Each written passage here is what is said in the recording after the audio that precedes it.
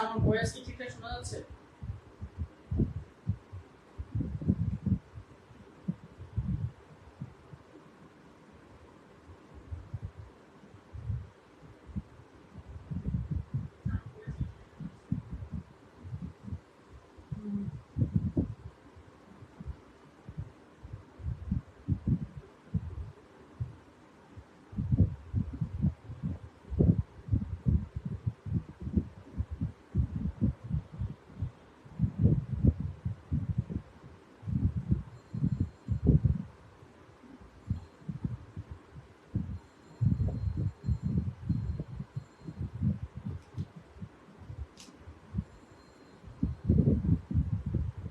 Hello hello hello hello.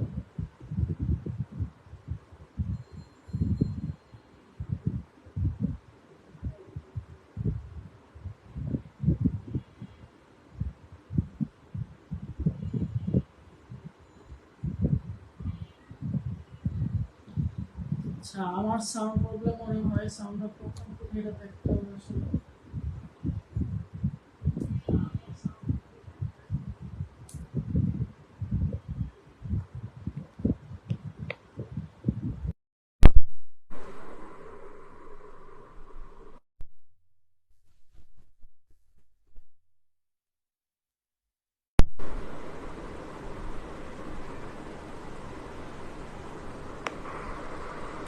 আচ্ছা, এখন কি ঠিকঠাক শোনা যাচ্ছে?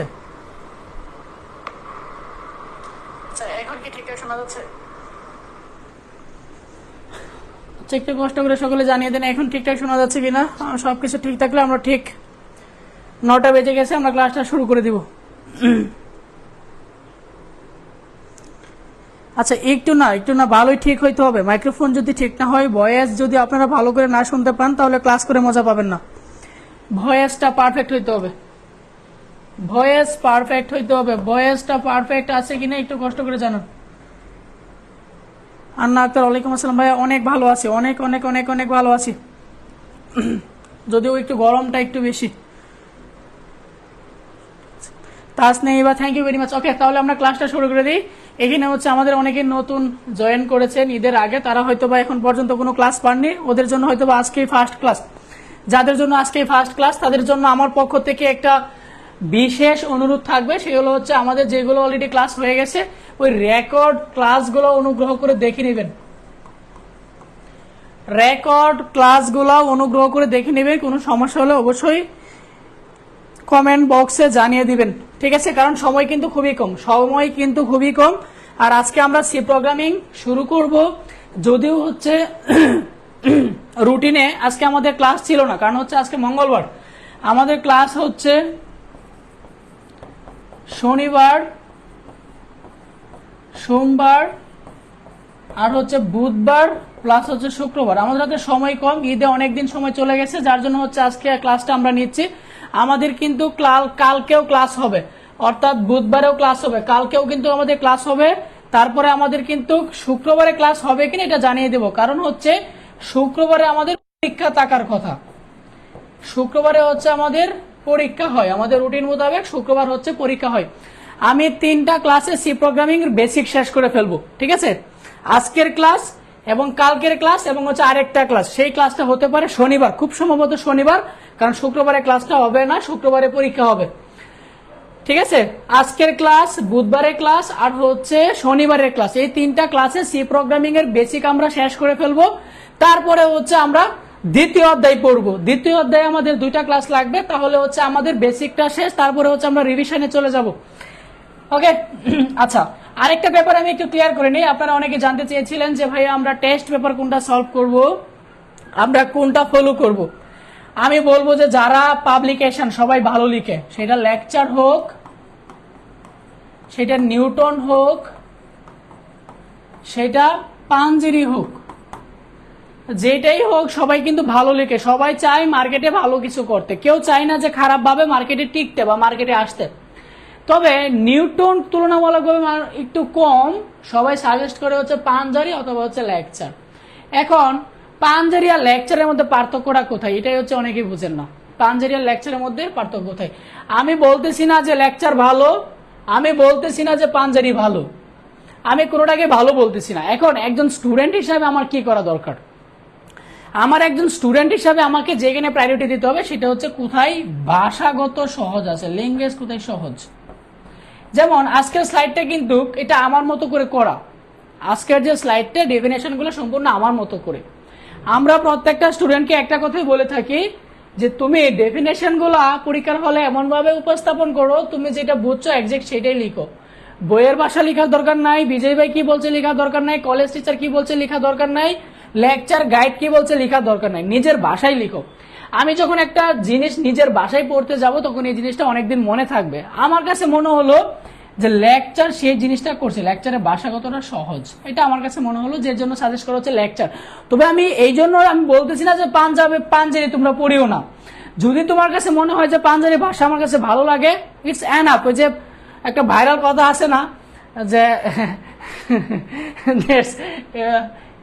ইজাডি হুজুরের কথাটা, আচ্ছা আমার কাছে এখন মনে আসতেছে না, গরমে সবকিছু ভুলে গেছি। এনাফ ফর ইউ, এমন টাইপের একটা কথা আছে। সো আমিও বলবো এটাই, যে পাঞ্জাবি তোমার কাছে যদি ভালো লেগে থাকে, ইটস এনাফ ফর ইউ। ওকে, তুমি পড়তে পারো, কোনো সমস্যা নেই, কারণ সবাই ভালো লিখে। ওকে, আমরা ক্লাস শুরু করে দিচ্ছি। আমি আরেকবার বলে নিচ্ছি, আমাদের আজকের ক্লাস এবং কালকের ক্লাস এবং হচ্ছে শনিবারের ক্লাস, এই 3টা ক্লাসে কিন্তু আমাদের সি প্রোগ্রামিং এর বেসিক শেষ হবে। যারা ক্লাস মিস করবেন এরা সারা জীবনের জন্য মিস করে ফেলবেন, কারণ আপনারা বেসিক পড়ার আর সময় পারবেন না। কারণ হচ্ছে আপনারা 24 ব্যাচ, আপনাদের হচ্ছে যে একটা সামনে 2টা মাস আছে, আর সো বেসিক পড়ার সময় পাবেন না। যারা মিস করবেন তারা অনেক কিছু মিস করে ফেলবেন। That is enough for you. হ্যাঁ, জায়েদ আহমেদ, এটাই। ওকে, দেখেন আমরা যে চ্যাপ্টারটা পড়বো সেই চ্যাপ্টারের নাম হচ্ছে সি প্রোগ্রামিং। এটা হচ্ছে একটা ভাইয়া ল্যাঙ্গুয়েজ, এটা হচ্ছে একটা প্রোগ্রামিং ল্যাঙ্গুয়েজ।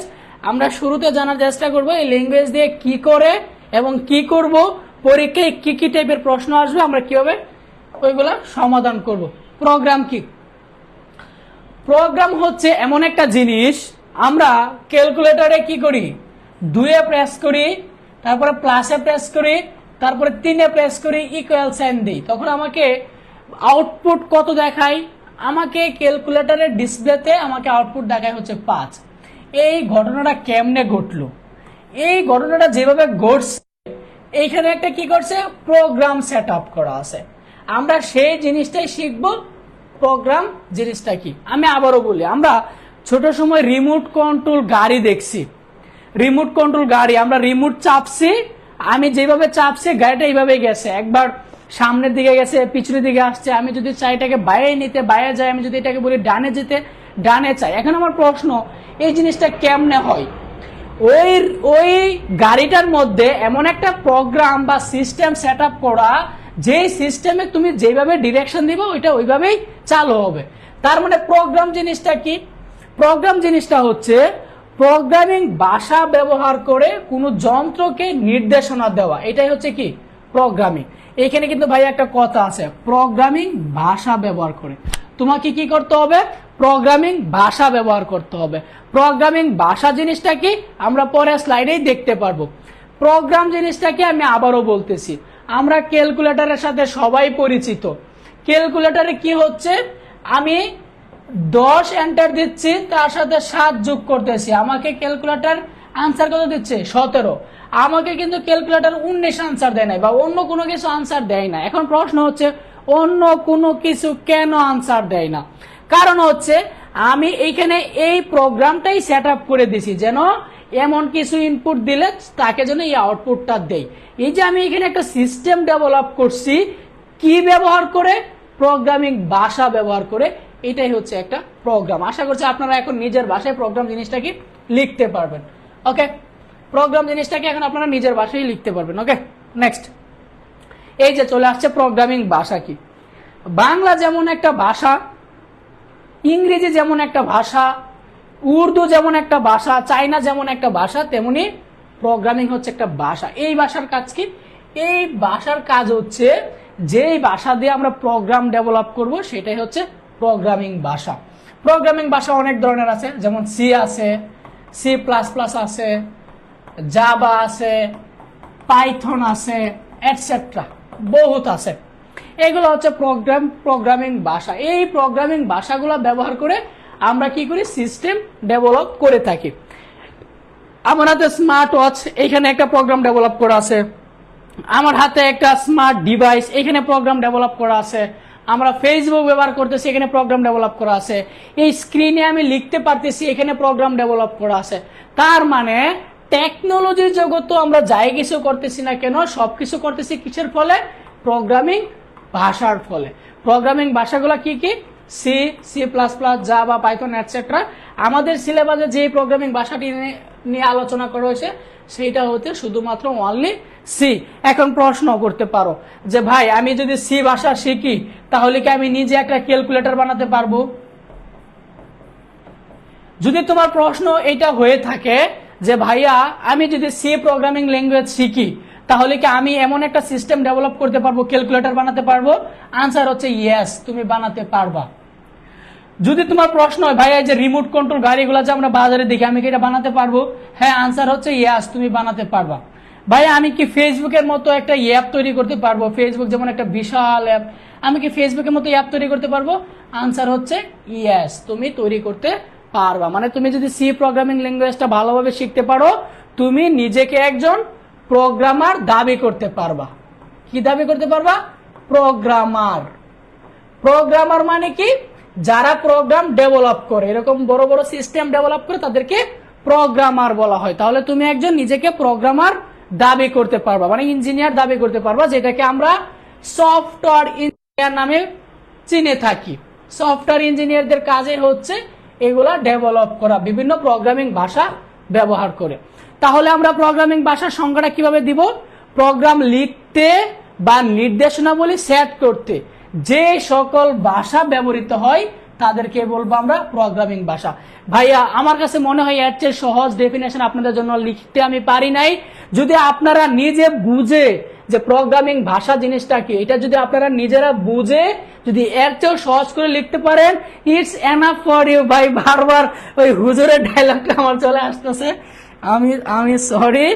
আচ্ছা যাক, আমি যেটা বলতে চাচ্ছি সেটা হচ্ছে ডেফিনেশন গুলা দিবেন হচ্ছে নিজের মতো করে বুঝে। প্রোগ্রাম লিখতে বা নির্দেশনাবলী সেট করতে, প্রোগ্রাম লিখতে বা নির্দেশনাবলী সেট করতে যে সকল ভাষা ব্যবহার করা হয় এটা হচ্ছে প্রোগ্রামিং ভাষা। যে সকল ভাষা, এটা হতে পারে সি, এটাও একটা প্রোগ্রামিং ভাষা, হতে পারে সি প্লাস প্লাস, এটাও একটা প্রোগ্রামিং ভাষা, হতে পারে জাভা, এটাও কি একটা প্রোগ্রামিং ভাষা। নেক্সট, প্রোগ্রামার কাকে বলে? আমি প্রোগ্রামারের ডেফিনেশনটা একটু আগেই দিয়ে দিছি। যে প্রোগ্রাম ডেভেলপ করে এই হচ্ছে কি প্রোগ্রামার। একটু আগে আমি বলছিলাম প্রোগ্রামার কে, যে প্রোগ্রাম ডেভেলপ করে সেই হচ্ছে প্রোগ্রামার। তুমি যদি সি প্রোগ্রামিং ল্যাঙ্গুয়েজ ব্যবহার করে একটা ক্যালকুলেটর তৈরি করো তাহলে তুমি একজন programmer.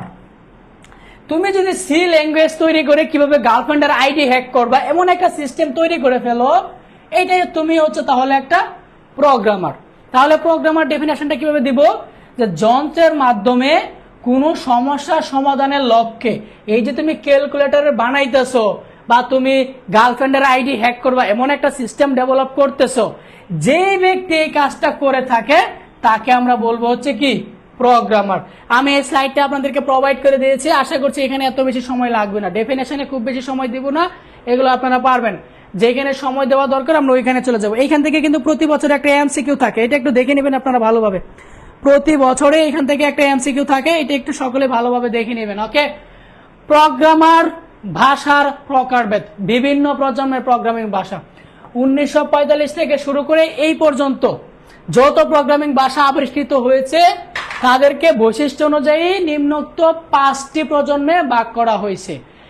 First generation, second generation, third generation, চতুর্থ এবং হচ্ছে পঞ্চম। 1945 থেকে শুরু করে এখন পর্যন্ত যতগুলো আবিষ্কার হয়েছে এগুলাকে কয়টা প্রজন্মে ভাগ করছে? 5টা প্রজন্মে ভাগ করছে। ফার্স্ট জেনারেশন হচ্ছে মেশিন ল্যাঙ্গুয়েজ, মানে হচ্ছে যান্ত্রিক ভাষা। সেকেন্ড প্রজন্ম হচ্ছে অ্যাসেম্বলি ল্যাঙ্গুয়েজ। থার্ড প্রজন্ম হচ্ছে হাই লেভেল ল্যাঙ্গুয়েজ। চতুর্থ প্রজন্ম হচ্ছে ভেরি হাই লেভেল। আর পঞ্চম হচ্ছে কি? Natural language. এইগুলো থিওরিটিক্যাল জিনিস, আপনারা একটু ভালোভাবে পড়ে নেবেন, এখান থেকে এমসিকিউটা দেখে নেবেন। ওকে, প্রোগ্রাম রচনার বৈশিষ্ট্যের ভিত্তিতে প্রোগ্রামিং ভাষাসমূহ আবার বিভিন্ন স্তরে বিভক্ত। যেমন নিম্ন স্তরের ভাষা, নিম্ন স্তরের ভাষা কোনটা? Machine language, assembly language. Very very important এই স্লাইডটা ফর এমসিকিউ। এই স্লাইডটা এবং হচ্ছে তার আগের স্লাইডটা এমসিকিউ এর জন্য very very important. Machine language কোন স্তরের ভাষা? নিম্ন স্তরের ভাষা। অ্যাসেম্বলি ল্যাঙ্গুয়েজ কোন স্তরের ভাষা? নিম্ন স্তরের ভাষা। আপনারা যদি বিগত সালের প্রশ্নগুলো একটু অ্যানালাইসিস করেন দেখবেন যে এই টাইপের একটা এমসিকিউ প্রতি বছরই আসে, প্রত্যেকটা বোর্ডেই আসে। মধ্যস্তরের ভাষা কোনগুলা? C, C plus plus, Java, Forth, database, WordStar. যদিও এগুলা নাই, হ্যাঁ, C, C plus plus, Java এই তিনটা থেকে একটা আসবে, তবু যদি আসে এগুলো দিয়ে দিলাম। কারণ যদি যে একটু ঘাটতারা যদি কোয়েশ্চেন হয়ে থাকে, যে কোয়েশ্চেন করে সে যদি একটু ঘাটতারা হয়ে থাকে তখন এইগুলো অপশন দিয়ে দিবে। তখন দিয়ে দিলে বলবেন যে ভাই আমি তো ওয়ার্ডস্টার নামই শুনি নাই, এখন এটা কোন স্তরের ভাষা এটা আমি কেমনে বুঝবো? নেক্সট, উচ্চ স্তরের ভাষা কোনগুলা? এই যে উচ্চ স্তরের ভাষা, C, C plus plus, C hash, এটা হচ্ছে উচ্চ স্তরের ভাষা। ওকে, তারপরে দেখেন অতি উচ্চ স্তরের ভাষা, পাইথন, এসকিউএল, ঠিক আছে, এগুলো হচ্ছে অতি উচ্চ স্তরের ভাষা। দেখেন এবার আসি ট্রান্সলেটর প্রোগ্রাম। ট্রান্সলেটর প্রোগ্রামকে দেখেন অনুবাদক, অনুবাদকের ইংরেজি কি? অনুবাদকের ইংরেজি হচ্ছে ট্রান্সলেট।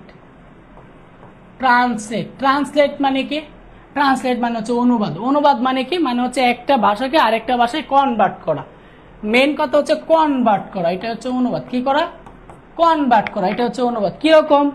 মনে করেন ভাই আমি হচ্ছে হিন্দি ভাষা বুঝি না, মনে করেন, আচ্ছা হিন্দি সবাই বুঝি, হিন্দি বাদ দিই। মনে করেন ভাই আমি চায়না ভাষা বুঝি না, চায়না, হ্যাঁ, আমি চায়না ভাষা বুঝি না। এখন চায়না ভাষা বুঝতে হলে আমাকে কি করতে হবে? আমাকে অনুবাদক জিনিসটা ব্যবহার করতে হবে, ট্রান্সলেটর ব্যবহার করতে হবে। আমি কি বুঝি? আমি বুঝি হচ্ছে বাংলা। তখন আমি কি করব? এই বাংলা ভাষাকে ট্রান্সলেটরের মাধ্যমে ট্রান্সলেট করব চায়না ভাষায়। তখন আমি কি করতে পারবো? চায়না ভাষা বুঝতে পারবো।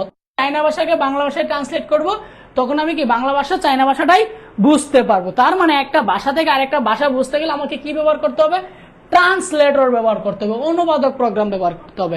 সেম প্রোগ্রামিং ল্যাঙ্গুয়েজ সেম, কারণ কম্পিউটার তো বাইনারি দুইটা ডিজিট ছাড়া অন্য কোনো কিছুই বুঝে না। কম্পিউটার শুধু এই দুইটা বিট বুঝে, এই দুইটা ডিজিট, 0 আর হচ্ছে 1।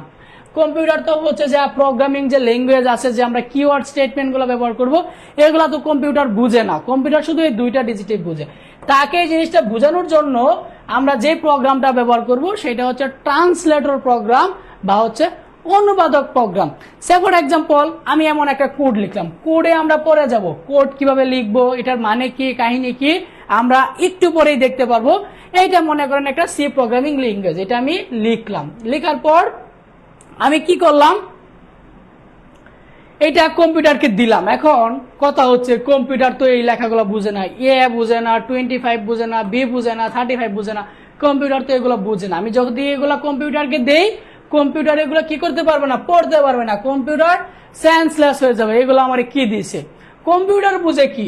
শুধু এই দুইটা ডিজিট, 0 আর হচ্ছে 1 বাইনারি।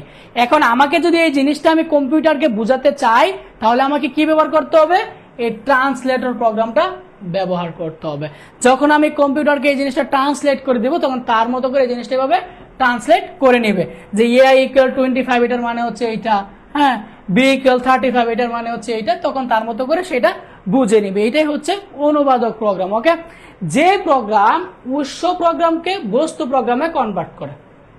জাস্ট এই কথাটা মনে রাখবেন, যে প্রোগ্রাম উৎস প্রোগ্রামকে বস্তু প্রোগ্রামে কনভার্ট করে এটাই হচ্ছে অনুবাদক প্রোগ্রাম। এর চেয়ে সহজ আর কোনো ডেফিনেশন হইতে পারে না।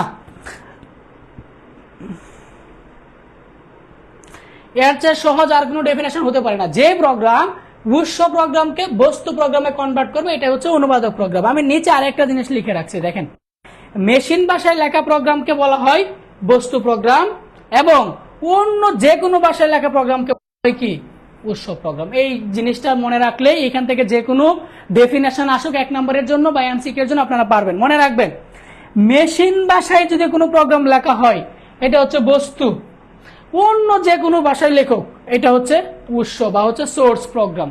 ওকে, উৎস প্রোগ্রামকে ইংরেজিতে বলা হয় হচ্ছে সোর্স প্রোগ্রাম আর বস্তু প্রোগ্রামকে বলা হয় হচ্ছে অবজেক্ট প্রোগ্রাম। একটু অনুগ্রহ করে যে 12 জন লাইভে আছেন অনুগ্রহ করে কমেন্ট করে জানিয়ে দিবেন এই পর্যন্ত কোনো সমস্যা আছে কিনা, এই পর্যন্ত কারো কোনো সমস্যা আছে কিনা একটু অনুগ্রহ করে কমেন্ট করে জানিয়ে দিবেন। এখন পর্যন্ত আমরা যতটুকু পড়ছি কারো কোনো সমস্যা আছে কিনা একটু অনুগ্রহ করে জানিয়ে দিবেন।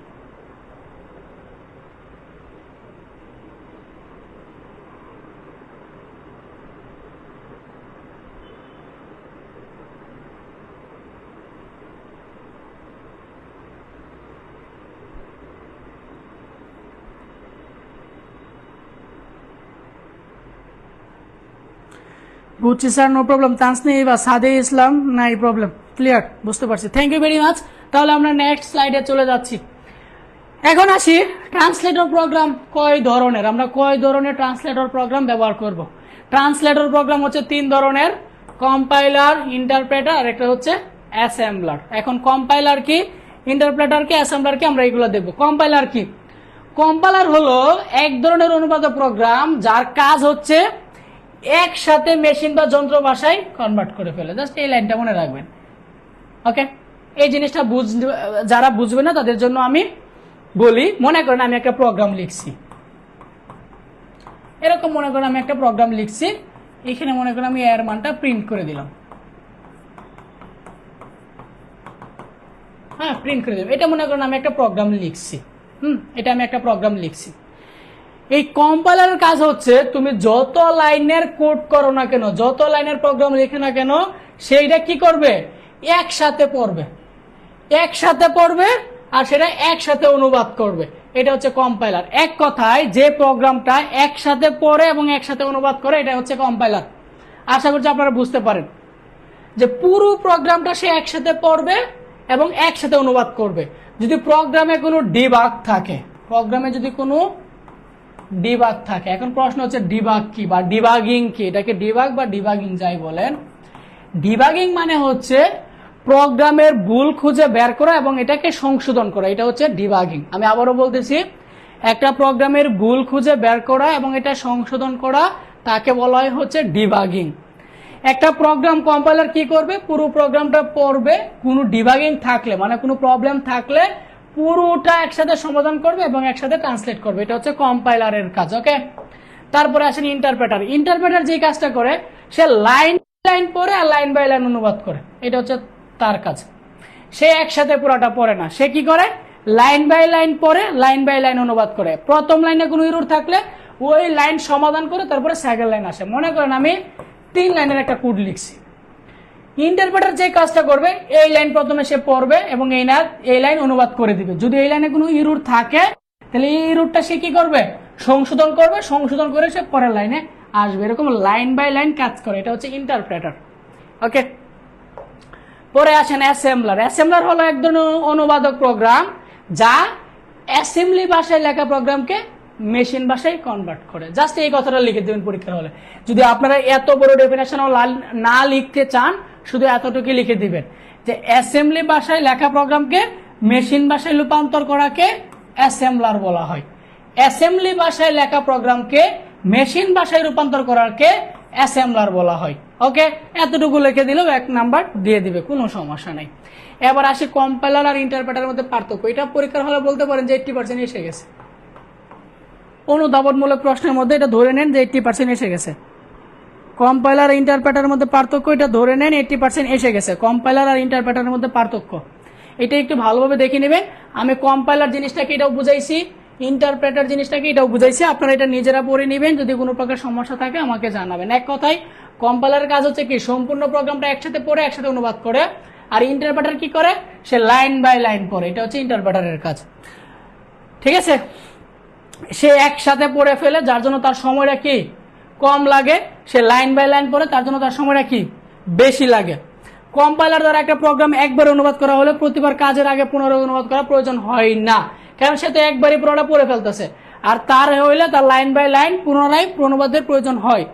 কম্পাইলার দ্বারা একটা প্রোগ্রাম অনুবাদ করলে পূর্ণাঙ্গ যান্ত্রিক প্রোগ্রামে রূপান্তরিত হয়, আর ইন্টারপ্রেটার দ্বারা একটা প্রোগ্রাম অনুবাদ করলে পূর্ণাঙ্গ যান্ত্রিক প্রোগ্রামে রূপান্তর হয় না। এই এক্সাম্পলটা কিন্তু এমসিকিউ আসতে পারে যে কোনটা যান্ত্রিক প্রোগ্রামে রূপান্তরিত হয় না। যান্ত্রিক প্রোগ্রামে রূপান্তরিত হয় না, কোনটা হয় না?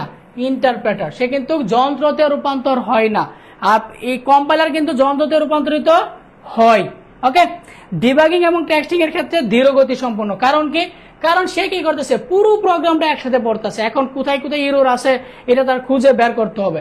আর সে কি করতেছে লাইন বাই লাইন পড়তেছে, যার জন্য সে কি করতে পারে ডিবাগিংটা অতি সহজে করে ফেলে, কারণ এক লাইনের মধ্যে হয়তো বা এক দুইটা এরর থাকতে পারে, এটা সহজে ফাইন্ড আউট করে ফেলে এবং সে সমাধানও করে ফেলে, যার জন্য এটা কি দ্রুতগতি সম্পন্ন আর এটা হচ্ছে ধীরগতি সম্পন্ন। এই হচ্ছে কয়টা পার্থক্য, পরীক্ষার হলে লিখে দেবেন, আশা করছি আপনারা পারবেন।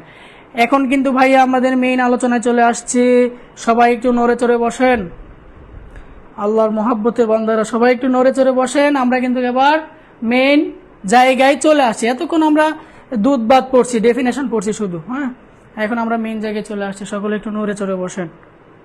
সবাইকে আসেন না ঘুমায় গেছেন? থিওরি পড়া একটু বোরিং, এটা আমি জানি, থিওরি পড়তে ভুল লাগে, হ্যাঁ তবে থিওরিগুলো প্রয়োজন, তো থিওরিগুলো প্রয়োজন। ওকে, অ্যালগরিদম হচ্ছে কোনো একটা কাজ ধাপে ধাপে সম্পাদন করা, এটা হচ্ছে অ্যালগরিদম। এর চেয়ে ভালো সংজ্ঞা আর হয় না। কোনো একটা কাজ যদি আপনি স্টেপ বাই স্টেপ সম্পাদন করেন, এটাই হচ্ছে কি অ্যালগরিদম। ওকে, কোনো একটা কাজ যদি আপনি স্টেপ বাই স্টেপ সমাধান করেন, এটাই হচ্ছে অ্যালগরিদম। সে ফর এক্সাম্পল দুটি সংখ্যা গড় নির্ণয় করবেন, এটার জন্য অ্যালগরিদম নির্ণয় করেন। এখন দুইটা সংখ্যার গড় আমরা কেমন নির্ণয় করি? নর্মাল সেন্স, ছোট থেকে আমরা যেভাবে পড়ছি, আমরা কি করব, দুইটা সংখ্যা নিব, নিয়ে দুইটা সংখ্যা যোগ করব, যোগকে 2 দ্বারা ভাগ করব, এইটাই তো আমাদের গড়, রাইট? তার মানে এই কাজটা করতে গেলে আমাকে কি করতে হচ্ছে? প্রথমে দুইটা সংখ্যা নিতে হয়েছে, তারপরে দুইটা সংখ্যার যোগফল বের করতে হয়েছে, যোগফল বের করে এটাকে 2 দিয়ে ভাগ করতে হয়েছে, ভাগ করার পর আমরা কি পাইছি? রেজাল্ট। এই যে একটা কাজ, এটাকে যদি আমরা এখন ধাপে ধাপে দেখাই, এইটাই হয়ে যাবে কি অ্যালগরিদম। যারা বুঝেন নাই কোনো সমস্যা নাই, আমি আরেকবার বলতেছি। আপনাকে বললো দুইটা নাম্বারের মধ্যে এভারেজ বের করতে, আপনি কিভাবে বের করবেন? প্রথমে নাম্বার দুইটা নিবেন, রাইট? পরে কি করবেন? নাম্বার দুইটা যোগ করবেন, তারপরে কি করবেন? এই যোগফলকে 2 দ্বারা ভাগ করবেন, তারপরে যে রেজাল্টটা আসবে এটাই কি এভারেজ। এই যে আপনি একটা কাজ করলেন, এই কাজটা যদি আপনি ধাপে ধাপে করেন, এটাই হবে হচ্ছে অ্যালগরিদম। সে ফর এক্সাম্পল এই জায়গায় একটু খেয়াল করেন, তাহলে আমরা বুঝে যাব। আমরা প্রথমে প্রোগ্রামটা শুরু করলাম, যেহেতু আমি দুইটা সংখ্যা যোগ করব, সংখ্যা দুইটা নিয়ে নিলাম, একটা এ নামে আর একটা হচ্ছে বি নামে। এবার সংখ্যা দুটো কি করলাম? যোগ করে 2 দ্বারা ভাগ করলাম, আর ফাইনালি ভাগফলটা প্রিন্ট করে দিলাম। এটাই হচ্ছে কি অ্যালগরিদম। মানে যে কোনো একটা কাজ, যে কোনো কাজ, দুনিয়াতে অনেক কাজই তো আছে, যে কোনো কাজ তুমি যদি ধাপে ধাপে করো তাহলে এটা হয়ে যাবে অ্যালগরিদম। যে কোনো কাজ তুমি যদি ধাপে ধাপে করো, এটা হয়ে যাবে অ্যালগরিদম। ওকে, অ্যালগরিদম নিয়ে কারো কোনো প্রশ্ন আছে কিনা একটু অনুগ্রহ করে জানিয়ে দেন, আমি একটু পানি খেয়ে আসি। একটু দ্রুত জানিয়ে দেন অ্যালগরিদম নিয়ে কারো কোনো প্রশ্ন আছে কিনা, আমরা বড় বড় অ্যালগরিদমে যাব।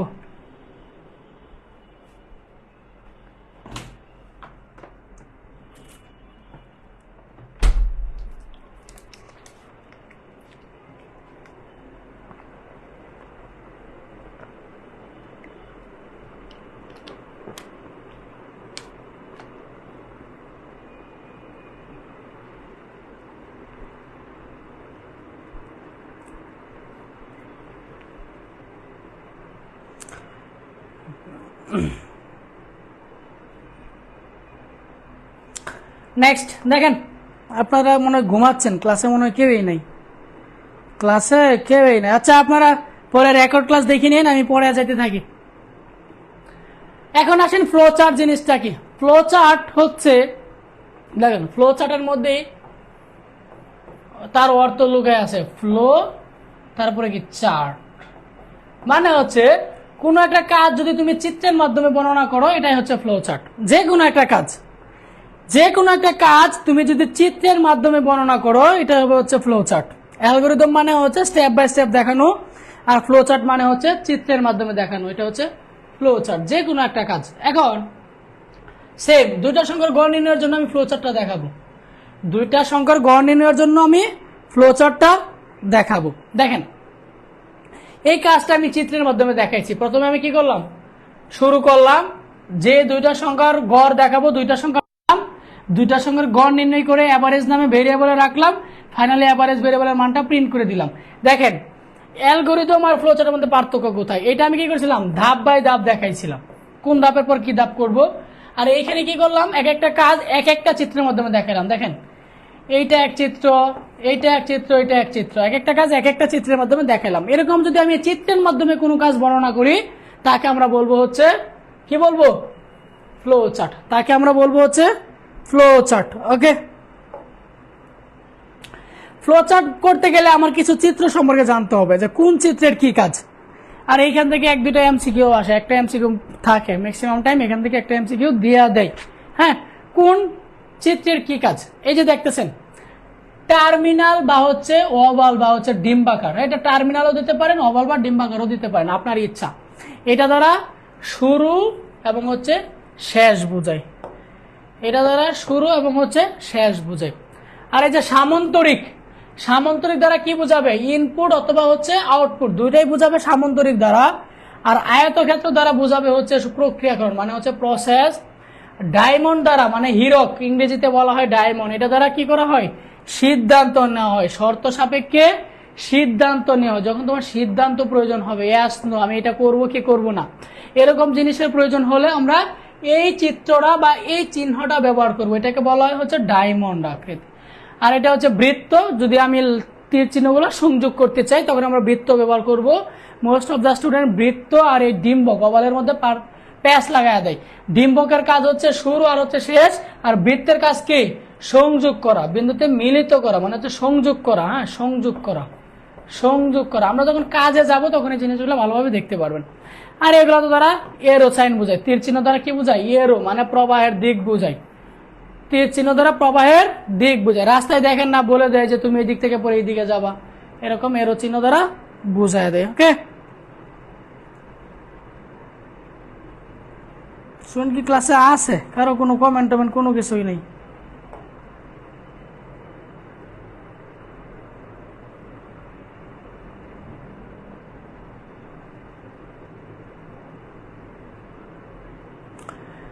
ওকে, আমরা কিন্তু এখন মেইন আলোচনায় চলে আসছি, মেইন আলোচনায় কিন্তু আমরা এখন চলে আসছি, মেইন আলোচনায় কিন্তু আমরা এখন চলে আসছি, মেইন আলোচনায় কিন্তু আমরা এখন চলে আসছি।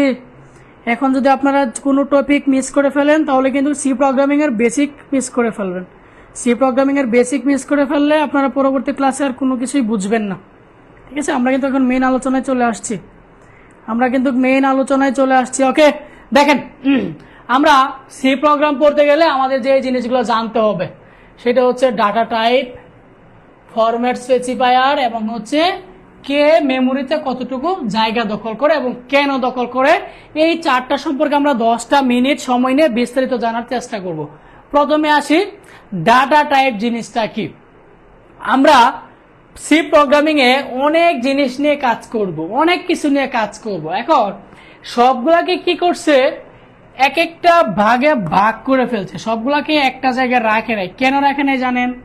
কারণ এক একটার মেমোরির জায়গায় হচ্ছে এক এক রকম। আপনারা এটা এখন বুঝবেন না, আমি একটু সিরিয়ালে আসি তাহলে বুঝতে পারবেন কোনটার কাজকে। আগে আমরা এই জায়গায় যাই, তারপরে আপনাদের প্রশ্নের আনসারগুলো দিব, কারণ এই চারটা সম্পর্কে ভালোভাবে বুঝতে পারলে সি প্রোগ্রামিং এর আপনাদের অর্ধেক শেষ হয়ে যাবে। ডাটা টাইপ, আমরা 4 ধরনের ডাটা টাইপ লিখছি, 4 ধরনের, ক্যারেক্টার, ইন্টিজার, ফ্লোট এবং হচ্ছে ডাবল। কোন ডাটা টাইপ কি ধরনের কাজ করে? ক্যারেক্টার টাইপের ডাটা কাজ করে হচ্ছে ইংরেজি যে ক্যাপিটাল লেটার আছে এ থেকে বড় হাতে জেড পর্যন্ত এবং এ থেকে ছোট হাতে জেড পর্যন্ত। এখানে আছে 26টা বর্ণ, এখানে আছে 26টা বর্ণ। 26 26 52টা বর্ণ কাজ করে হচ্ছে এই ক্যারেক্টার টাইপের ডাটা নিয়ে।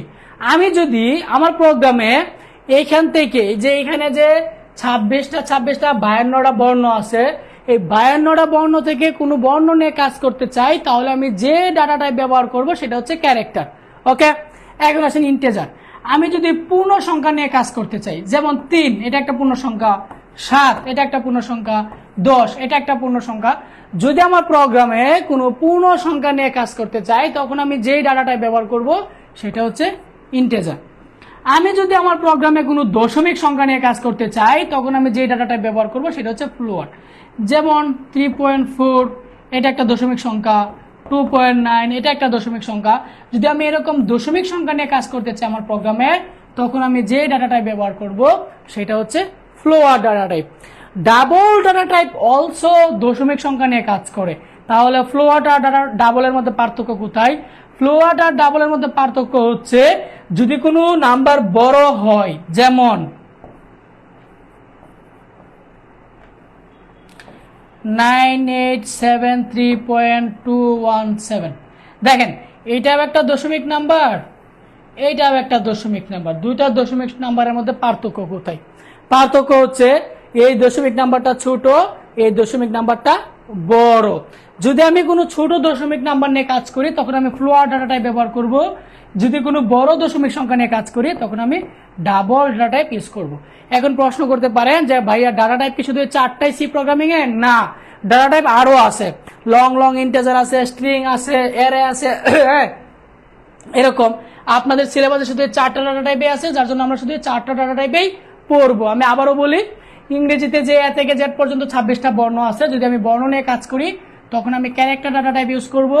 যদি আমি পূর্ণ সংখ্যা নিয়ে কাজ করি তাহলে ইন্টিজার ডাটা টাইপ ইউজ করব।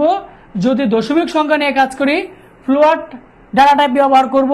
যদি বড় কোনো দশমিক সংখ্যা নিয়ে কাজ করি তাহলে আমি ডাবল ডাটা টাইপ ব্যবহার করব। এখন আসি কোন ডাটা টাইপ মেমোরিতে কত স্পেস জায়গা নেই। ক্যারেক্টার টাইপ ডাটা মেমোরিতে জায়গা নেই হচ্ছে 1 বাইট, ইন্টিজার টাইপ ডাটা মেমোরিতে জায়গা নেই 2 বাইট, ফ্লোট নেই 4 বাইট এবং ডাবল নেই হচ্ছে 8 বাইট। এখন আপনাদের প্রশ্নে উত্তর দিই যে ভাই এই যে বর্ণগুলো আছে, দশমিক সংখ্যা আছে, পূর্ণ সংখ্যা আছে, বড় দশমিক সংখ্যা আছে, এগুলা কিরকম ক্লাসিফাই করা, সেপারেট করা কি দরকার? এগুলো তো নর্মালি করে ফেললেই হইতো। সেপারেট করা এই জন্যই দরকার, মেমোরি জায়গা। যখন আমি একটা ক্যারেক্টার টাইপ ডাটা ইউজ করবো তখন মেমোরিতে জায়গা নেবে হচ্ছে 1 বাইট। যদি আমি ফ্লোট টাইপ ডাটা ইউজ করি মেমোরিতে জায়গা নেবে হচ্ছে 4 বাইট। তার মানে ক্যারেক্টারের চেয়ে ফ্লোটের ডাটা টাইপটা মেমোরিতে বেশি নিচ্ছে। এখন যদি আমি এরকম স্পেসিফাই না করি তাহলে দেখা যাবে যে ক্যারেক্টারের জন্য মেমোরিতে জায়গা নেবে 4 বাইট, ইন্টিজারের জন্য জায়গা নেবে 4 বাইট, ফ্লোটের জন্য জায়গা নেবে 4 বাইট। এতে করে আমার জায়গা বেশি লাগবে, খরচ বেশি হবে। মনে করো তোমার মোবাইলে 2 এমবির একটা অ্যাপ, এইটা তুমি যেভাবে স্মুথলি ইউজ করতে পারবা, 100 এমবির একটা অ্যাপ এটা কি এরকম স্মুথলি ইউজ করতে পারবা? না, কারণ 2 এমবির মধ্যে কি ডাটা কম, 100 এমবির মধ্যে কি ডাটা বেশি। এই সফটওয়্যারটা অনেক ভারী সফটওয়্যার। এই সফটওয়্যারটা ওপেন করতে গেলেও দেখবা যে যদি নর্মাল ফোন হয় দেখবা যে মোবাইল হ্যাং করে বসছে। হ্যাঁ, তুমি যখন এই বড় সফটওয়্যারটা মোবাইলে অন করো দেখবা যে মোবাইল হ্যাং করে বসছে। কিন্তু যদি ছোট সফটওয়্যার ব্যবহার করো তাহলে হ্যাং করে না। সেম আমি যখন প্রোগ্রাম লিখবো আমাকে মেমোরির দিকেও খেয়াল রাখতে হবে যে কোন জিনিসটা মেমোরিতে কতটুকু জায়গা নিছে। আমি এমন একটা সফটওয়্যার ডেভেলপ করলাম যেটা মনে করো 2 জিবি, মনে করো এখন তোমার মোবাইলে হচ্ছে 2 জিবি র্যামের, তাহলে তোমার একটা সফটওয়্যার রেখে 2 জিবি খায় গেছে, তুমি মোবাইলে অন্য কিছু ব্যবহার করতে পারবা না। যার জন্য ওই সকল ঝামেলা এড়াতে কি করছে, প্রত্যেকটা জিনিসকে আলাদা আলাদা করে সেপারেট করে ফেলছে। ওকে, এখান থেকে কিন্তু এমসিকিউ আছে। ক্যারেক্টার ডাটা টাইপ মেমোরিতে কত বাইট জায়গা নেই? 1 বাইট, ইন্টিজার নেই 2 বাইট, ফ্লোট 4 বাইট এবং হচ্ছে ডাবল নেই হচ্ছে 8 বাইট। যখন তুমি ডাবল টাইপের কোনো ভেরিয়েবল ডিক্লেয়ার করবা তখন মেমোরিতে জায়গা নেবে হচ্ছে 8 বাইট। যদি আমি ইন্টিজার টাইপের কোনো ভেরিয়েবল ডিক্লেয়ার করি তাহলে মেমোরিতে জায়গা নেবে হচ্ছে 2 বাইট। এখানে আমি আরেকটা এমসিকিউ আপনাদেরকে বলে দেই, আপনারা জানেন যদিও এটা 8 বিট সমান হচ্ছে 1 বাইট। আপনারা বাইট আর বিটের মধ্যে পরীক্ষার হলে প্যাচ লাগাই দেন, এটা মনে রাখবেন। 8 বিট সমান হচ্ছে 1 বাইট, মানে 1 বাইটে হচ্ছে 8 বিট, তার মানে 1 বাইট সমান কত হবে 8 বিট। 2 বাইট সমান হবে 16 বিট, 4 বাইট সমান হবে 32 বিট, রাইট। 8 বাইট সমান হবে 64 বিট। তার মানে ইন্টিজার ডাটা টাইপ মেমোরিতে 2 বাইট জায়গা নেই অথবা 16 বিট জায়গা নেই। আমি যদি বাইটে বলি 2 বাইট বলবো, বিটে বললে 16 বিট বলবো। এগুলো একটু ভালোভাবে আপনারা খেয়াল রাখবেন, ওকে।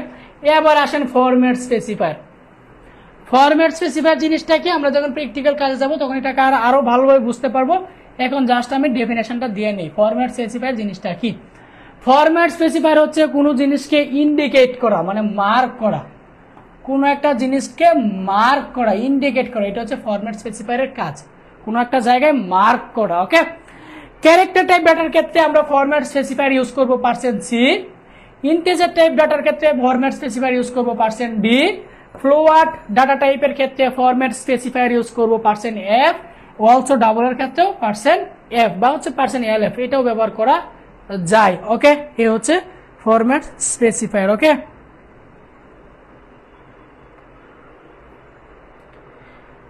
ওকে, আমরা নেক্সটে চলে যাই। আশা করছি এই স্লাইডে একটু অনুগ্রহ করে জানাবেন এই স্লাইডে কারো কোনো সমস্যা আছে কিনা, একটু দ্রুত জানিয়ে দেন।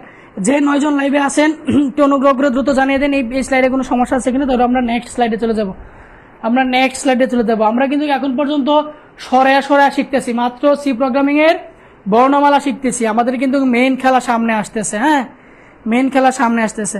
সাদিয়া ইসলাম ক্লিয়ার, তাসনিবা নাব বুঝছি মানে কি, চান্না আক্তার ডান, ইয়ামিন জান না ভাইয়া, থ্যাংক ইউ ভেরি মাচ। ওকে, আমরা তাহলে নেক্সটে যাই। দেখেন ভেরিয়েবল জিনিসটা কি, পরীক্ষার হলে দেখবেন যে ক নাম্বার প্রশ্নের মধ্যে ম্যাক্সিমাম বোর্ডে এটা আসছে ভেরিয়েবল কি। আমরা ছোট থেকে বীজগণিত করে আসছি, ক্লাস 6 থেকে আমরা কি পড়ছি, বীজগণিত পড়ছি। বীজগণিত পড়তে গিয়ে কিন্তু আমরা ভেরিয়েবল বা চলক এই নামের সাথে পরিচিত। ওইখানের যে চলক এখানে ভাই একই চলক, এটা আলাদাভাবে কোনো কিছু নাই। যেমন আমরা বীজগণিতে পড়ছি যে x + y = 6, এখানে x একটা ভেরিয়েবল, y একটা ভেরিয়েবল। তারপর আমরা কি করছি, y এর মান বসায় দিয়েছি, মনে করেন y এর মান হচ্ছে 3 বসায় দিলাম, তাহলে আমরা কি করলাম, এখান থেকে x এর মান পাওয়া গেলাম, রাইট। এরকম ভাবে আমরা বীজগণিতে ম্যাথ করছি। এখানে ভাই ভেরিয়েবলের কাজটা সেম। ভেরিয়েবল মানে হচ্ছে একটা অজ্ঞাত রাশি, যেই রাশির মানটা প্রোগ্রামের যে কোনো জায়গায় পরিবর্তন হতে পারে। যেমন মনে করেন x এর মান, এখানে আপনি জানেন x এর মান কত না, আপনি y এর মান বসানোর পরে x এর একটা নির্দিষ্ট মান পাইছেন। এখানে x মান না পর্যন্ত x টা এখানে কি একটা ভেরিয়েবল, ওকে, ভেরিয়েবল বা হচ্ছে চলক। এখানে ঠিক সেম, ভেরিয়েবল যে কোনো কিছু হতে পারে, এটা মনে রাখবেন। এখন প্রশ্ন হচ্ছে যা যা হওয়া যাবে না, এটা একটু মনে রাখবেন। ভেরিয়েবল বলছি যে কোনো কিছু হতে পারে, কি কি হওয়া যাবে না এই জিনিসটা আগে দেখেন, পরে কি কি হতে পারবে এখানে আমরা পরে যাব। ভেরিয়েবল কি কি হওয়া যাবে না, দেখেন ভেরিয়েবল কি কি হওয়া যাবে না। 1 নাম্বার, শুরুতে নাম্বার থাকা যাবে না, শুরুতে নাম্বার থাকা যাবে না। মনে করেন আমি ইন্টিজার টাইপের একটা ডাটা টাইপ নিলাম, নিয়া 1n এই নামে একটা ভেরিয়েবল ডিক্লেয়ার করলাম। কি নামে, 1n। এটা কি সঠিক ভেরিয়েবল না ভাইয়া, এটা সঠিক ভেরিয়েবল না, কারণ শুরুতে কি থাকা যাবে না, নাম্বার থাকা যাবে না। এই যে দেখেন আমি শুরুতে একটা নাম্বার ব্যবহার করছি, 1 ব্যবহার করছি। এরকম যে কোনো নাম্বার শুরুতে ব্যবহার করা যাবে না। সেকেন্ড, মাঝে স্পেস ব্যবহার করা যাবে না। মনে করেন আমি ইন্টিজার টাইপের একটা ডাটা নিয়ে এরকম একটা ভেরিয়েবল ডিক্লেয়ার করছি, মনে করেন বিজয়, BI পরে স্পেস দিয়ে JOY লিখছি, মাঝখানে স্পেস দিছি। এরকম ভাবে ভেরিয়েবল ডিক্লেয়ার করা যাবে না, স্পেস ব্যবহার করা যাবে না, ভেরিয়েবলের মাঝে স্পেস ব্যবহার করা যাবে না। 3 নাম্বার, স্পেশাল ক্যারেক্টার ব্যবহার করা যাবে না। স্পেশাল ক্যারেক্টার কি কি, স্পেশাল ক্যারেক্টার হচ্ছে যেমন হ্যাশ, $, হ্যাঁ, এইগুলোকে বলা হয় হচ্ছে স্পেশাল ক্যারেক্টার, এগুলা ব্যবহার করা যাবে না। হাইফেন ব্যবহার করা যাবে না। হাইফেন মানে হচ্ছে এইটা, যেমন মনে করেন এরকম লিখলাম আমি BI JOY, এই যে এরকম হাইফেন ব্যবহার করা যাবে না। আপনি চাইলে আন্ডারস্কোর ব্যবহার করতে পারেন, আন্ডারস্কোর যে নিচে টান, এই দুইটার মধ্যে পার্থক্য কোথায় দেখেন, হাইফেনটা মাঝ বরাবর বসে আর আন্ডারস্কোরটা নিচে বসে। আপনি চাইলে আন্ডারস্কোর ব্যবহার করতে পারবেন, কিন্তু আপনি হাইফেন ব্যবহার করতে পারবেন না। এই চারটা জিনিস ছাড়া আপনি যে কোনো কিছু ভেরিয়েবল হিসাবে ডিক্লেয়ার করতে পারবেন। আপনি যদি চান যে আমি ভেরিয়েবল ডিক্লেয়ার করব ইন্টিজার টাইপের হাসুর মা নামে, হাসুর মা আপনি ডিক্লেয়ার করতে পারবেন, কোনো সমস্যা নেই। আপনি যে কোনো নাম দিয়ে ডিক্লেয়ার করতে পারবেন। এক্স ওয়াই জেড এবিসিডি যে ডিক্লেয়ার করতে হবে এটা কোনো ম্যান্ডেটরি না। আপনি যে কোনো নাম, শব্দ, একটা ক্যারেক্টার যে কোনো কিছু দিয়ে আপনি ভেরিয়েবল ডিক্লেয়ার করতে পারবেন। শুধুমাত্র এই জিনিসগুলো ডিক্লেয়ার করা যাবে না। আপনি চাইলে কিন্তু শেষে নাম্বার ডিক্লেয়ার করতে পারবেন। যেমন মনে করেন x1 x2 এরকম শেষে নাম্বার ডিক্লেয়ার করতে পারবেন, কিন্তু শুরুতে নাম্বার ডিক্লেয়ার করা যাবে না। যেমন 1x 2x এরকম শুরুতে ডিক্লেয়ার করা যাবে না। আপনি চাইলে পরে ডিক্লেয়ার করতে পারবেন, নাম্বারের পরে, যে x1 x2 x3 এরকম চাইলে আপনি পরে ডিক্লেয়ার করতে পারবেন। হ্যাঁ, কারণ কি জানেন, একবার আর অনেকগুলো গার্লফ্রেন্ড থাকতেই পারে, সে গার্লফ্রেন্ডের নাম এরকম ভাবে ডেভেলপ করবে, গার্লফ্রেন্ড 1 গার্লফ্রেন্ড 2 গার্লফ্রেন্ড 3 ডেভেলপ করতেই পারে। এই জন্য এই জিনিসটা রাখা হয়েছে, পরে নাম্বার ব্যবহার করতে পারবেন, কিন্তু আপনি শুরুতে নাম্বার ব্যবহার করতে পারবেন না। হ্যাঁ, দেখেন ভেরিয়েবল নিয়ে কারো কোনো প্রশ্ন আছে কিনা একটু দ্রুত জানিয়ে দেন। ভেরিয়েবল নিয়ে কারো কোনো প্রশ্ন আছে কিনা একটু দ্রুত জানিয়ে দিবেন, দ্রুত জানিয়ে দিবেন। ভেরিয়েবল নিয়ে কারো কোনো প্রশ্ন আছে কিনা, আমরা নেক্সট স্লাইডে চলে যাব।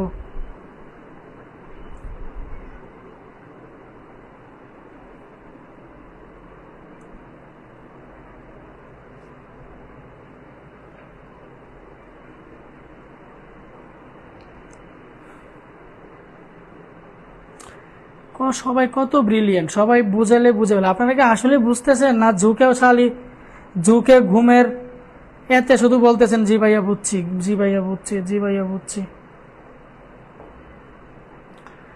স্ক্যান এফ ফাংশন কিভাবে লিখতে হয়, প্রিন্ট এফ ফাংশন কিভাবে লিখতে হয়, এতটুকু পরে আজকে আমরা ক্লাসটা শেষ করে দেব। স্ক্যান ফাংশন কিভাবে লিখতে হয়।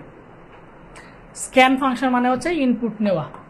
আমি যদি আমার প্রোগ্রামে ইনপুট নিতে চাই তাহলে আমি যে ফাংশনটা ব্যবহার করব সেটা হচ্ছে স্ক্যান ফাংশন। এটা ইনপুট নেওয়ার জন্য ব্যবহার করা হয়। মনে করেন আমার দুইটা ভেরিয়েবল আছে ইন্টিজার টাইপের, একটা মনে করেন এ নামে আর একটা বি নামে, দুইটা ভেরিয়েবল আছে। কি টাইপের ডাটা? ইন্টিজার টাইপের ডাটা। এই দুইটা ভেরিয়েবল আমি ইউজারের কাছ থেকে স্ক্যান করে নিব। আমি যে ফাংশনটা ব্যবহার করব স্ক্যান ফাংশন। দেখেন সবগুলা কিন্তু ছোট হাতের অক্ষর হবে। হ্যাঁ, তারপরে ফার্স্ট ব্র্যাকেট দিবেন, তারপর ডাবল কোটেশন দিবেন। এটাকে কিন্তু ডাবল কোটেশন বলা হয়। কি বলা হয়? Double quotation. যেরকম একটা দেন এটাকে বলা হয় সিঙ্গেল কোটেশন, দুইটা দেন এটাকে বলা হয় হচ্ছে ডাবল কোটেশন। ডাবল কোটেশন দিবেন, দিয়া যেটা ব্যবহার করতে হবে ফরম্যাট স্পেসিফায়ার। ডাটা টাইপ কি? ইন্টিজার টাইপের ডাটা। ইন্টিজার টাইপের ডাটার ক্ষেত্রে আমরা ফরম্যাট স্পেসিফায়ার কি ইউজ করি? %d। রাইট। আমি কয়টা ভ্যালু ইউজারের কাছ থেকে নিব? দুইটা। আমি যে কয়টা নিব ইউজারের কাছ থেকে তত কয়টা ফরম্যাট স্পেসিফায়ার দিব। তারপরে আমি ডাবল কোটেশন ক্লোজ করে দিব, তারপরে একটা কমা দিব। কমা দেওয়ার পর এম্পারসাইন দিয়ে আমি বুঝিয়ে দিব কোন ভেরিয়েবল মানটা নিব। হ্যাঁ, আমি এ ভেরিয়েবলের মানটা নিব। আমি এম্পারসাইন দিয়ে বুঝিয়ে দিলাম এ ভেরিয়েবলের মানটা আমি নিব। তারপরে আবার এম্পারসাইন দিয়ে বুঝিয়ে দিলাম বি ভেরিয়েবলের মানটা ইউজারের কাছ থেকে নিব। তারপরে এই যে এই ব্র্যাকেটটা আমি ক্লোজ করে দিব। ফাইনালি সেমিকোলন দিব। সেমিকোলন দিয়ে লাইনটা শেষ করা বোঝাবে। যদি এগুলো সামনে বিস্তারিত আলোচনা করব, জাস্ট আমরা এই স্লাইডে শিখব স্ক্যান ফাংশন কিভাবে লিখতে হয়। আমি প্রশ্নটা আবারও করতেছি। আপনার মনে করেন দুইটা ভেরিয়েবল আছে, একটা এ নামে আর একটা বি নামে। এই দুইটা ভেরিয়েবলের মান ইউজারের কাছ থেকে নিবেন। কিভাবে লিখবেন? স্ক্যান ফাংশন লিখবেন, ফার্স্ট ব্র্যাকেট দিবেন, ডাবল কোটেশন দিবেন। দিয়া যদি আপনি দুইটা ভেরিয়েবলের মান নিতে চান ফরম্যাট স্পেসিফায়ার দুইটা দিবেন। তিনটা ভেরিয়েবলের মান নিতে চাইলে তিনটা দিবেন। চারটা ভেরিয়েবলের মান নিতে চাইলে চারটা দিবেন। তারপরে যেই ভেরিয়েবলের মানগুলো নিতে চান এগুলোকে মার্ক করে দিবেন। That's answer. আমরা সেকেন্ড কোয়েশ্চেনে যাই। মনে করেন ইন্টিজার টাইপের ডাটা আছে A B C P Q X Y. দেখেন আমি কিন্তু ভেরিয়েবল কয়টা নিছি? ভেরিয়েবল নিছি হচ্ছে একটা, দুইটা, তিনটা, চারটা, পাঁচটা, ছয়টা, সাতটা ভেরিয়েবল নিছি। কিন্তু আমার প্রোগ্রামে শুধু মনে করেন এ এর মানটা শুধু মনে করেন এ এর মানটা আর হচ্ছে পি এর মানটা, এই দুইটা মান স্ক্যান করে নিতে হবে, মানে দুইটা মান ইউজারের কাছ থেকে নিতে হবে, বাকিগুলো ইউজারের কাছ থেকে নেওয়ার দরকার নাই। তাহলে আমি কিভাবে নিব, যে দুইটা নিব শুধু এই দুইটা আমি স্ক্যান করব, স্ক্যান ফাংশন দিয়ে এই দুইটা ভেরিয়েবল নিব। দুইটা ভেরিয়েবল কি টাইপের, ইন্টিজার টাইপের, তার মানে ফরম্যাট স্পেসিফায়ার কি ইউজ করতে হবে, %d। ওকে, তারপরে কোন দুইটা নিব এই দুইটা বলে দিব, আমি নিব হচ্ছে এ এর মান আর নিব হচ্ছে আমি পি এর মান, এই দুইটা আমি বলে দিব। ওকে, এই তো হয়ে গেল, এই তো হয়ে গেল। হবে হবে হবে, লিখতে কোনো সমস্যা নেই, %, এটার মতো দিলে হবে। ওকে, আরেকটা দেখেন,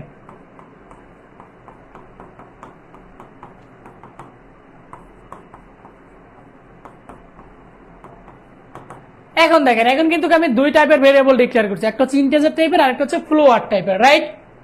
এবার আপনার মনে হইলো যে আপনার প্রোগ্রামের সুবিধার্থে আপনার মনে হইলো যে আপনার ও এর মানটা স্ক্যান করে নিতে হবে আর বি এর মানটা স্ক্যান করে নিতে হবে, এই দুইটা ভেরিয়েবলের মান স্ক্যান করে নিতে হবে।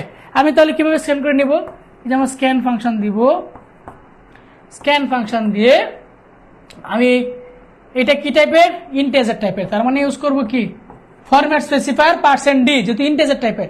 আর একটা ভেরিয়েবল কি ফ্লোয়ার টাইপের, ফ্লোয়ার টাইপের জন্য ফরম্যাট স্পেসিফায়ার কি ইউজ করব, %f। ওকে, এম্পারসাইন প্রথমটা কি y, তারপরটা এম্পারসাইন কি b। ওকে, এই তো হয়ে গেল। কিন্তু এখানে একটা সমস্যা আছে, সমস্যা হইলো আপনি যদি প্রথমে b দেন তারপরে y দেন তাহলে কিন্তু প্যাচ লেগে যাবে, কারণ y এর মানটা কি ইন্টিজার টাইপের ডাটা। প্রথম আমি কি ব্যবহার করছি, %d, প্রথমটার জন্য প্রথমটা হবে, দ্বিতীয়টার জন্য দ্বিতীয়টা হবে। আপনি যদি প্রথমে %f দেন তাহলে প্রথমে এম্পারসাইন b দিবেন, যদি আপনি দেন তাহলে পরে দিবেন, এটাকে আপনার মতো করে মিলিয়ে দিবেন। এখন আরেকটা প্রশ্ন করতে পারেন যে ভাই আমি তো দুইটা ভেরিয়েবল এক লাইনে ডিক্লেয়ার করছি, আমি যদি এক লাইনে ডিক্লেয়ার না করে দুইটা ভেরিয়েবল দুই লাইনে ডিক্লেয়ার করি, কোনো সমস্যা নাই ভাই, তুমি করতে পারবা। মনে করেন আমি এটাকে দুই লাইনে ডিক্লেয়ার করলাম, স্ক্যান এফ একবার ইউজ করলাম, শুধু মনে করেন যে এই ওয়াইটা, আরেকবার স্ক্যান এফ দিয়ে ইউজ করলাম হচ্ছে এই বিটা, কোনো সমস্যা নেই, তুমি চাইলে দুই লাইনেও করতে পারো। এখন দুই লাইনে করতে গেলে তবে আমাদের সময় দরকার, এত সময় আমরা কই পাবো, যার জন্য আমরা এক লাইনেই করে দিব। মনে রাখবেন ইন্টিজার টাইপের ডাটার ক্ষেত্রে format specifier %d, flower type ডাটার ক্ষেত্রে ফরম্যাট স্পেসিফায়ার %f। ওকে, এই জিনিসগুলো মনে রাখবেন। ওকে, স্ক্যান ফাংশন কিভাবে লিখতে হয় আশা করছি আপনারা বুঝতে পারছেন। সময় আছে কি প্রিন্ট ফাংশন দেখাতে পারবো, হ্যাঁ সময় আছে প্রিন্ট ফাংশন দেখাতে।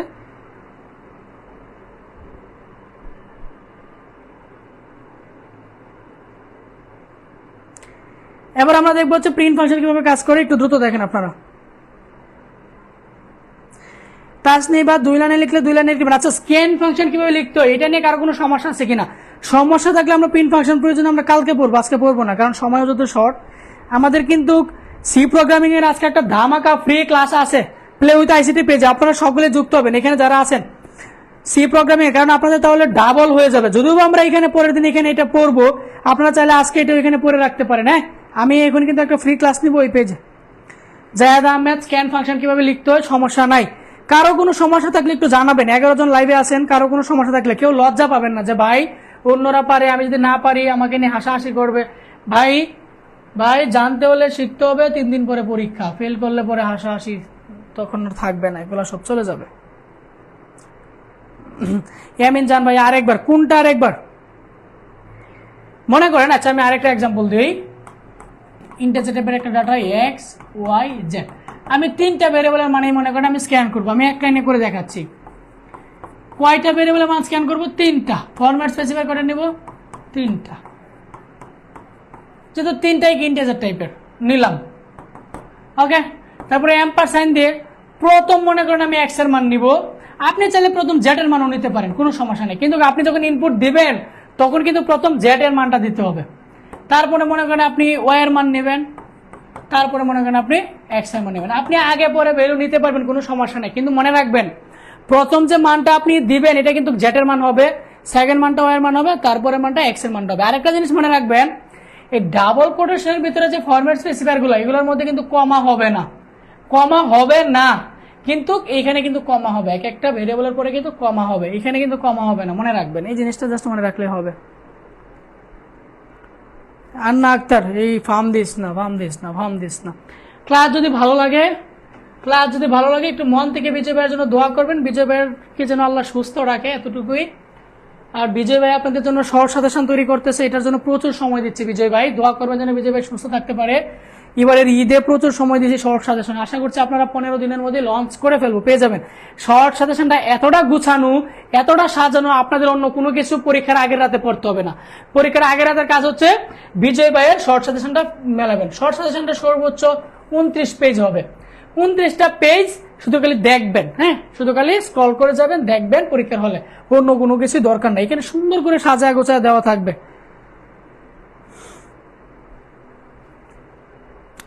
ওকে, তাহলে আজকে আমরা প্রিন্ট ফাংশনে দেখবো না, কারণ 10টায় আমাদের ওই পেজে একটা ক্লাস আছে। সকলে ভালো থাকেন, সুস্থ থাকেন, ওই পেজে সকলে চলে আসেন, এটা আমরা কালকে দেখবো। সকলেই প্লে উইথ আইসিটি পেজে চলে আসেন, ওইখানে সি প্রোগ্রামিং এর একটা ধামাকা ক্লাস হবে। এখন 10টা থেকে 11টা পর্যন্ত একটা ধামাকা ক্লাস হবে, সকলে ওইখানে চলে আসেন, সকলে ওইখানে চলে আসেন, সকলে ওইখানে চলে আসেন, সকলে ওইখানে চলে আসেন, ধামাকা একটা ক্লাস হবে, সকলে ওইখানে চলে আসেন।